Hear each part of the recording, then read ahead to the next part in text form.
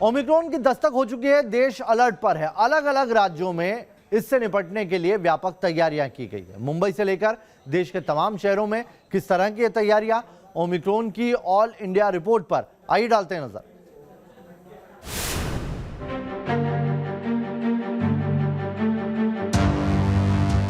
Delta से 5 गुना ज्यादा संक्रामक बताया जा रहा है ओमिक्रॉन को।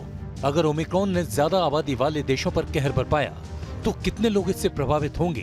क्या ओमिक्रॉन भारत में तीसरी लहर का जिम्मेदार होगा? भारत में भी ओमिक्रॉन के केस मिलने के बाद इस मुद्दे पर जोर शोर से चर्चा चल रही है कि ये कितना संक्रामक है। ओमिक्रॉन को समझने के लिए इस आंकड़े पर गौर करते हैं। 16 नवंबर को दक्षिण अफ्रीका में कोरोना के 273 मामले सामने आए थे और पॉजिटिविटी रेट 0.9% थी। 2 दिसंबर की बात करें तो दक्षिण अफ्रीका में कोरोना के 11,535 मामले सामने आ चुके हैं और पॉजिटिविटी रेट 22.4% है। अगर भारत में 22% पॉजिटिविटी रेट पहुंच गया तो स्थिति कितनी गंभीर और खतरनाक होगी, इसका अंदाजा लगाया जा सकता है। यही वजह है कि ओमिक्रॉन को वेरिएंट ऑफ कंसर्न बताया गया है। इसके खिलाफ तैयारी भी की जा रही है। देश की औद्योगिक राजधानी मुंबई की बात करें तो मुंबई के अस्पतालों में बेड्स तैयार हैं। इसके साथ ही 16 ऑक्सीजन प्लांट भी तैयार हैं। देश में फिलहाल कोरोना के मामले कम हैं, बेड्स खाली दिखाई दे रहे हैं, लेकिन बीएमसी कोई कोर कसर नहीं छोड़ना चाहती। यही तैयारी ऑक्सीजन प्लांट्स को लेकर भी है। न्यूज नेशन ने ग्राउंड जीरो से ऑक्सीजन प्लांट का जायजा लिया। तीसरी लहर से पहले महाराष्ट्र सरकार ने और बीएमसी ने अपनी तैयारियां शुरू कर दी थी।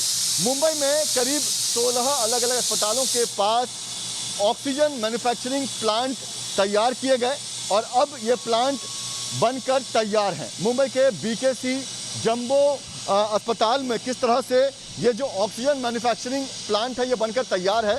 दूसरी लहर के दौरान ऑक्सीजन की क्राइसिस पूरे देश में देखी गई थी। ऑक्सीजन सप्लाई का मुद्दा संसद में भी गूंजा और स्वास्थ्य मंत्री ने इस पर तैयारियों की जानकारी दी।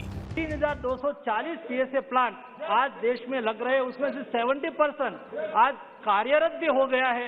उससे 4,500 से अधिक मैट्रिक टन की क्षमता आज के दिन में हमने हासिल कर ली है। और भी व्यवस्था अभी भी खड़ी हो रही है, जो अगले दिनों में ऐसा कोई सर्ज हो तो उसमें पर्याप्त मात्रा में ऑक्सीजन उपलब्ध करा सके। गुजरात में भी सरकार तीसरी लहर के खतरे से निपटने के लिए बड़ी तैयारी कर रही है। अस्पतालों में किसी भी खतरे से निपटने के लिए मुकम्मल तैयारी का दावा किया जा रहा है। सारे के सारे बेड ऑक्सीजन बेड में कन्वर्ट किए गए हैं। 500 से ज़्यादा ऑक्सीजन कंसंट्रेटर है। 4,500 लीटर पर मिनट से ज़्यादा ऑक्सीजन जनरेट कर सके उतने ऑक्सीजन प्लांट लगाए गए हैं। सेकेंड पिक में जो दवाइयाँ की ज़रूरत थी उससे 1.5 गुनी दवाइयाँ का स्टॉक सलामत कर दिया गया है। देश के दूसरे शहरों में भी कुछ इसी तरह की तैयारी की गई है। गाइडलाइंस जारी हुए हैं। बिहार के सरकारी दफ्तरों में आप बिना वैक्सीन लगवाए प्रवेश नहीं कर सकते।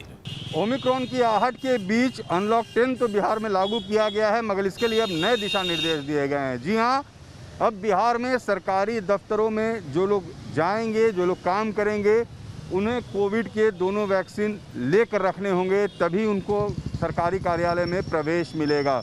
जितने दुकान और प्रतिष्ठान हैं वहाँ भी जो लोग रहेंगे उन्हें वैक्सीनेट करके रखना पड़ेगा। ओमिक्रॉन की दहशत है, लेकिन पैनिक करने की बजाय सरकार की तरफ से एहतियात बरतने के संदेश दिए जा रहे हैं। पटना से रजनीश सिन्हा और अहमदाबाद से पूरब पटेल के साथ टीम न्यूज नेशन।